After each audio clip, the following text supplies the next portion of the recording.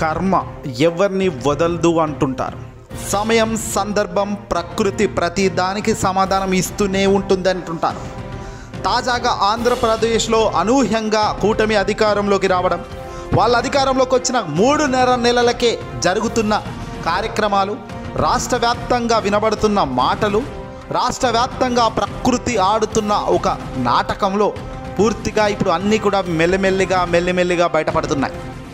తాజాగా ఆంధ్రప్రదేశ్కి సంబంధించిన తెలుగుదేశం పార్టీ, జనసేన, బీజేపీ ఈ 3 పార్టీలు జతగట్టి ఒక జగన్ను ఓడించడానికి వీళ్ళందరూ జతగట్టి ఈరోజు అధికారంలోనైతే కూర్చోగలిగారు. కానీ ఆశించిన మేరకు పరిపాలనలో అద్భుతంగా ముందుకైతే వెళ్తున్నారా అంటే ఖచ్చితంగా లేదు అని సమాధానం గట్టిగా ప్రజల నుంచి వస్తుంది. రోజుకు ప్రజల గొంతు బలపడుతుంది. గెలిచిన మరుక్షణమే ఈవీఎంల ట్యాంపరింగ్ అన్నారు, ఈవీఎంలు గోల్మాల్ చేశారన్నారు, ఈవీఎంలు తేడా కొట్టిందన్నారు. అవునా, నిజమా అని ఆంధ్రప్రదేశ్ ప్రజానికం అంతా అనుకున్నారు. అలా అనుకుంటున్న మరుక్షణమే వైసీపీకి సంబంధించిన ఎమ్మెల్యే అభ్యర్థిగా పోటీ చేసిన ఒంగోలుకు సంబంధించిన బాలినేని శ్రీనివాసరెడ్డి గారు ఎన్నికల కమిషన్కు ఫిర్యాదు చేసినప్పటికీ ఎన్నికల కమిషన్ స్పందించకపోవడం, ఈవీఎం ట్యాంపరింగ్ జరిగింది అని అందరూ బలంగా నమ్ముతున్నారు అని ప్రచారాలు బయటకు పడుతున్నప్పటికీ కూడా ఇప్పటికీ కూడా ఎన్నికల కమిషన్ బయటకు వచ్చి సమాధానం చెప్పలేక భయపడుతుందంటేనే తేడా ఎక్కడో కొట్టింది అనేది ఇప్పటికే సామాన్యులు సైతం నమ్మే స్థాయికి వచ్చేసింది. అలా వచ్చింది అనుకుంటున్న మరుక్షణమే తాండవ విలయంలాగా బెజవాడ మొత్తం వర్షానికి వణికింది. విజయవాడ మొత్తం కూడా వర్ష సముద్రపు నీరు ప్రతి ఇంటి గడపను తాకడం, ఇప్పుడు ప్రస్తుతం కూటమి అరాచక ప్రభుత్వ పరిపాలనలో ఫెయిల్యూర్కు ఎన్ని కారణాలు అని చెప్పేదానికి కూడా ఇప్పుడు అన్ని గణం మూటగట్టుకునే ప్రయత్నంలో భాగంగానే కూటమి ఉంది. గద్దెనెక్కడం కాదు కదా గొప్ప, ఎక్కిన గద్దెను కాపాడుకోవడం కూడా కాదు కదా. నిన్ను గద్దెనెక్కించిన ఆ ప్రజానికంను ఎంత గొప్పగా కాపాడుకుంటున్నావో, వాళ్ళకు కష్టం వస్తే ఎంత గొప్పగా అండగా నిలబడుతున్నావో అన్నదే చాలా ముఖ్యమైన పాయింట్. కానీ ఈ పాయింట్లో చంద్రబాబు పూర్తిగా ఫెయిల్ అయిపోయారు. ఈ పాయింట్లో పవన్ కళ్యాణ్ పూర్తిగా దారులన్నీ క్లోజ్ చేసుకున్నారు.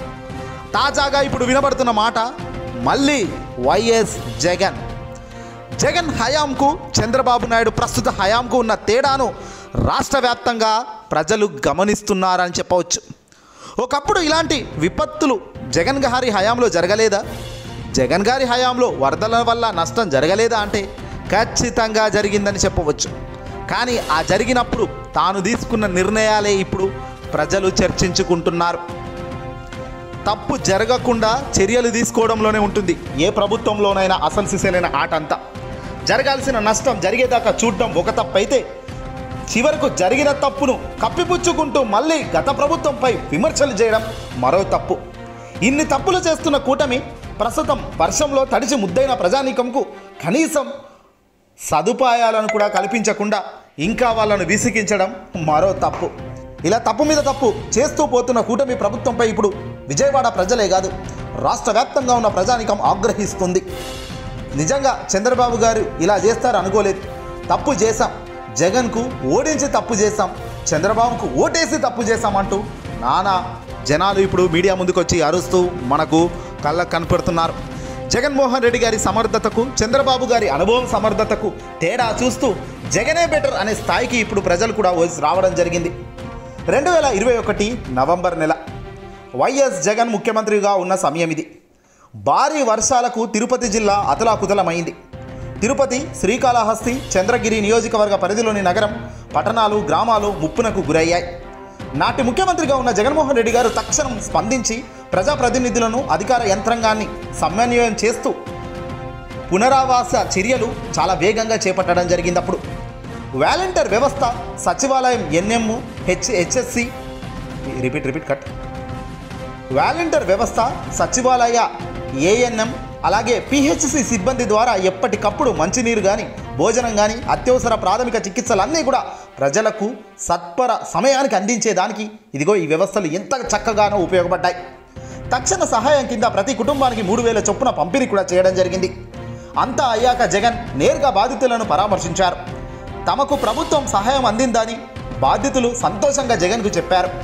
ఇక పంటలు నష్టపోయిన రైతులకు 25 రోజుల పరిధిలోనే పరిహారం చెల్లించారు. 2023 డిసెంబర్ కాలం ఇది. 2023 డిసెంబర్లో కురిసిన భారీ వర్షాలకు తిరుపతి జిల్లాలో గూడూరు, నుల్లూరుపేట నియోజకవర్గ పరిధిలో గ్రామాలు, పట్టణాలు పూర్తిగా జల దిగ్బంధంలో చిక్కుకున్నాయి.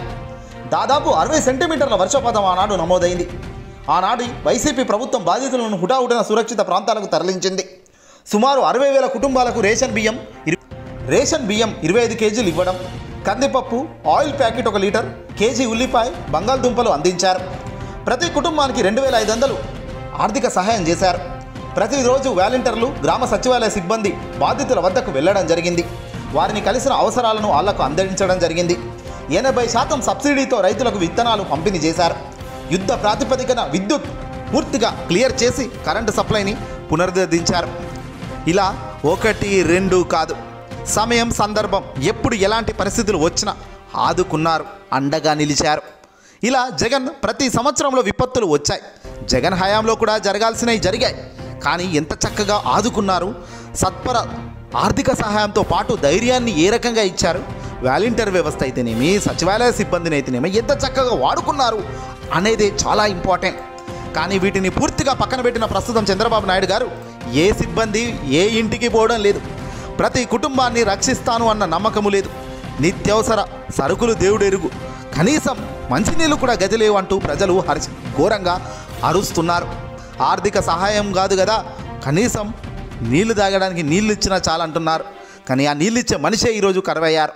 దీంతో చంద్రబాబు మేళా, జగన్ మేళా అనే చర్చ ఇప్పుడు ప్రజల్లో విపరీతంగా చర్చకు దారితీస్తుంది. దారులన్నీ క్లోజ్ చేసుకుంటూ పోతున్న కూటమి రాబోయే రోజుల్లో జగన్ వైపుకే ఏపీ గాలి మలబోతుందన్నది ఇది క్లియర్ కట్. దీన్నే కేంద్రం కూడా ఇప్పటికీ సహించడం లేదు. చంద్రబాబు అనుభవం ఉన్నప్పటికీ చేయాల్సినవి చేయకుండా ఇప్పటికీ అవే తప్పులు చేయడం వల్ల యూజ్ ఏంటి అంటూ కూడా విమర్శిస్తున్నారు. దేశ ప్రధాని నరేంద్ర మోదీ సైతం జగన్ చేసినట్టు చంద్రబాబు ఎందుకు చేయలేకపోతున్నాడు అని గట్టిగా ఆగ్రహించారు. ఏదైనా అప్పటి వాలంటీర్ వ్యవస్థను పెట్టుకుంటే తప్పుందా? అప్పటి వ్యవస్థలను వాడుకుంటే తప్పుందా? కానీ జగన్కి ఎక్కడ మైలేజ్ వస్తుందో అన్న చందంగా పూర్తిగా వాళ్ళని పక్కన పెట్టాం. జగన్ చేసిన పనికి ఏది కూడా నా ఖాతాలో రావద్దన్న చందంగా ఇగోకుపోయి చంద్రబాబు ఇప్పుడు ఆ వ్యవస్థలను ముట్టుకోకుండా పూర్తిగా తన ప్రభుత్వమే చేస్తుందన్నట్టుగా ముందుకు కదులుతున్నాడు. తద్వారా సత్వర చర్యలకు పోకుండా, పొగరుకు పోకుండా ఉన్నది ఉన్నట్టు చేసుకుంటే, అదే పాత పద్ధతిలో కనుక జగన్ పద్ధతిలో కనుక సహాయపడి ఉంటే ఈరోజు ఎంతోమంది మేలు పొందేవాళ్ళు. కానీ ఆ మేలు పొందకుండా చంద్రబాబు అనాలోచిత నిర్ణయాల వల్ల ఇప్పుడు ఎంతోమంది ఇబ్బంది పడుతున్నారు. అంతెందుకు ప్రజలకు ఆహారం అందించాలి, మంచినీరును అందించాలని సరఫరా చేసేందుకు సైతం గతంలో జగన్మోహన్ రెడ్డి గారు తెచ్చిన MDU వాహనాలను చంద్రబాబు మళ్ళీ వాడుతున్నారు. ఇప్పుడు అలా వాడాల్సిన పరిస్థితి కూడా వచ్చిందంటే చూడండి ఎలా ఉంటుందో సమయం అనేది. గత వైఎస్ఆర్సీపీ ప్రభుత్వ హయాంలో చౌక డిపోల దగ్గర వేచి చూసే పని లేకుండా MDU వాహనాల ద్వారా ఇళ్ల దగ్గరికే జగన్ రేషన్ పంపిణీ చేయించారు.